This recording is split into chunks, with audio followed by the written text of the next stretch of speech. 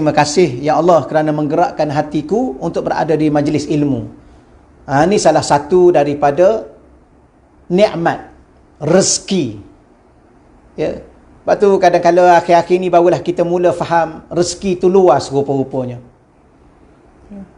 Rezeki itu begitu luas dan begitu banyak. Salah satunya ialah berada dalam majlis ilmu itu rezeki. Dahlah berada dalam majlis ilmu, dapat faham ilmu, itu rezeki. Dahlah dapat faham ilmu, dapat beramal dengan ilmu, itu juga rezeki. Dahlah dapat beramal dengan ilmu, dapat sampaikan ilmu itu juga rezeki. Dahlah dapat sampaikan ilmu, ilmu yang disampaikan itu dapat difahami pula, itu juga rezeki.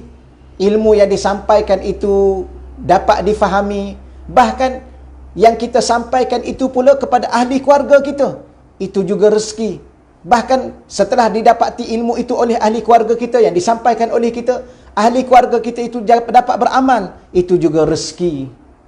Bahkan dalam keadaan sekarang ini, ya kita duk dengar kuliah ni, kita pun teringat, diberi ingatan oleh Allah untuk kita tekan butang share, maka kawan kita juga dapat kepada kawan kita, itu juga rezeki. Kawan kita pula kita pesan tolong jangan lupa share pula. Dia share pula kepada kawan dia. Subhanallah, berganda-ganda kita dapat pahala. Pahala itu juga adalah suatu anugerah, pemberian rezeki daripada Allah Subhanahu Wa Taala. Bermula dengan apa? Duduk dalam majlis ilmu. Majlis ilmu tu untuk apa? Untuk ingat Allah. Bermula dengan ingat Allah itulah, maka Allah ingat pada kita. Bermula dengan Allah ingat pada kita itulah, Allah akan beri segala-galanya dunia dan akhirat kita. Cuma kadang-kadang tuan-tuan dan puan-puan, oleh kerana saya, tuan-tuan dan puan-puan, kita tidak teliti dan kurang pemerhatian terhadap kehidupan kita sendiri.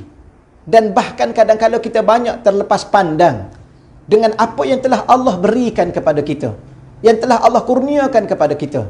Yang kita nampak benda yang besar-besar. Ya, benda yang besar. Dapat beli rumah, okey, terasa. Dapat beli kereta, oh terasa. Terasa besar. Dapat naik pangkat, oh terasa besar. Anak kita dapat masuk universiti, oh baru terasa besar. Anak kita dapat grad daripada universiti, berjaya, dapat BA. Anak kita sambung pengajian, berjaya dapat MA, oh baru kita terasa. Sedangkan di antara pertengahan perjalanan itu, banyak Allah Ta'ala rezekikan kepada kita, anugerahkan kepada kita, yang kadang-kadang jauh lebih bernilai daripada itu lagi. Iaitu apa? Iman kita kepada Allah, takwa kita kepada Allah, ingatan kita kepada Allah, doa yang kita panjatkan kepada Allah, yang Allah makbulkan, tetapi kita tak terasa Allah makbulkan. Itu benda-benda yang kadang-kadang kita terlepas pandang, yang mana akhirnya kita tidak terasa bahawa rupa-rupanya Allah setiap saat dan setiap ketika sedang memberi kepada kita dengan segala nikmat, sedang menyediakan kepada kita dengan segala kemudahan. Hasilnya, inilah apa yang kita ada hari ini. Kita ada keluarga, kita ada anak-anak, kita ada cucu, kita ada rumah, kita ada kenderaan, kita ada sedikit harta, kita ada pekerjaan, kita ada rakan-rakan, kita ada, subhanallah, subhanallah. Ya, maha suci Allah. Kita ada apa yang kita ada hari ini. Kalau kita nilai satu-satu, subhanallah, tak mampu untuk kita bayar kembali apa yang kita miliki pada hari ini. Kita ada sebuah pandangan mata, kita ada telinga, kita ada mulut, kita ada hidung, kita ada anggota zahirnya, anggota batinnya, kita ada denyutan jantungnya, kita ada darah yang mengalirnya, kita ada udara yang kita ingin hirup, kita ada pandangan dengan pandangan tumbuh-tumbuhannya, pokok-pokoknya, ada langitnya, ada sungai-sungai mengalir, ada lautan yang begitu, subhanallah, tak mampu untuk kita ungkapkan kecuali hati kita sentiasa ingat Allah. Itulah balasan kita kepada Allah. Itulah apa lagi? Kesyukuran kita kepada Allah, bahawa kita pastikan hati kita tidak akan pernah lupa Allah. Tuan-tuan, orang yang pernah bantu kita, kadang-kadang sekali aja dia tolong kita, tapi di saat benar-benar kita berhajat memerlukan pertolongan, dia datang.